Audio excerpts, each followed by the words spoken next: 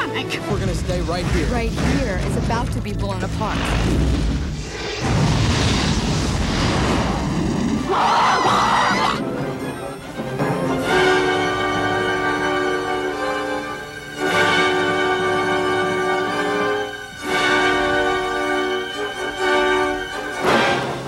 I wrote a book called Animation Art. It covers all of animation from the very beginning of film, from like 1908, all the way up to this year. And Showtime. People forget today what made Mickey Mouse so famous, but it was the fact that he came out in 1928 at the dawn of the sound era of film. And it was really a remarkable thing to see a cartoon that could talk and sing and play music. That was actually considered just a wonderful novelty. And it started a whole cartoon boom in the 1930s. And all the movie studios, MGM, Paramount, all got involved, and they all had their own little cartoon departments making animation. And those are those wonderful shorts that we all grew up with. And that's what led to Bugs Bunny and things like that. And of course, feature-length animation with Snow White and the Seven Dwarfs, which was I call it the Titanic of its day. It was a major money-making blockbuster in 1937.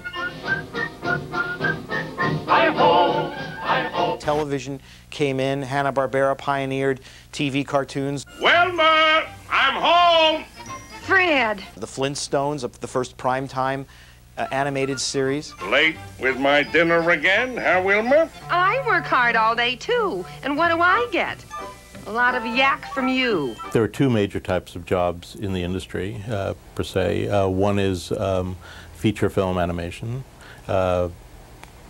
Disney or DreamWorks or Pixar are good examples of those. The other is television animation. The best animation would be for the features, and then you work your way down through television, different types of television animation. Oh, again with the nose. I have a chin, you know. Oh. While the Oscar-nominated features are all CG films, all the other forms of animation are alive and well. There's still a lot of hand-drawn animation. There's still clay animation. And these things are being recognized by the Academy in the Best Short category. Animation has always been a vital part of the Academy Awards since the very beginning. We've always had an animation category. The Monday Nights with Oscar series is a monthly film series that showcases high-quality prints from our Academy Film Archive. The Oscars and Animation show, we're showing various techniques, and one of those techniques is clay animation, and we're screening the Academy Award-winning animated short Sunday in New York that Jimmy Picker won the Oscar for. Sunday in New York is New York, New York, sung by Mayor Koch. It's up to you, New York, New York. Took about 14 months to make, and it was kind of scary because within those 14 months, it is a political film. You never know what's going to happen to your star. He was actually, his term of office had expired, and luckily for me, he was voted back in. And the winner is Sunday in New York, Jimmy Picker, producer. Hi, Mom. Whew. Thank you. I think shorts predominantly are made because people have something to say, and they don't have a large backer generally behind them, so a short is easier to do than a longer film or feature. The nice thing about the Oscars is anyone can enter their film.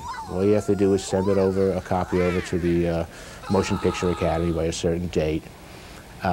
Screen it, I think, for like a 7-day run or a 5-day run within the city limits of LA, and all of a sudden they'll look at it. So, and then it just becomes a horse race like the rest of the Oscars. This year, we actually have some incredible innovation and some wonderful films in the shorts category. Guard Dog is the new film by Bill Plimpton.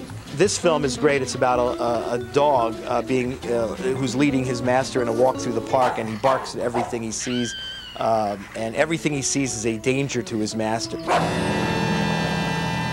Go for Broke is a fun CG film. It's like an old-fashioned Looney Tune about a gopher just trying to get some attention, and it's just wonderful in the character design, the funny little gags that they do with the character. It's certainly worthy of a nomination. Ryan is the film that has the buzz. That's really the most innovative film. It uses motion capture and CG. It's about an animator who had some renown, was nominated for an Oscar 25, 30 years ago, and is now a homeless person. Ryan created thousands of drawings like this one, and then put them together, one after the other after the other. Birthday Boy is this year's artistic think piece. It's a beautiful film about kids in a war-torn village and how they survive, and it makes you think, and it's really beautiful.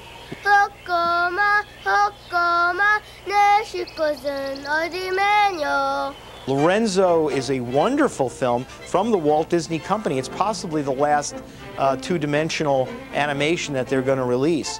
It looks like a film that might have been part of a planned Fantasia sequel. It's about a cat who's very vain, who gets a magic spell put on his tail. It's just a luscious piece of animation, like a delicious piece of chocolate. I think animation is headed into new territory. The computer is taking over quite a bit of it, and CGI, the three-dimensional animation. I think it's still in its very early days. The computer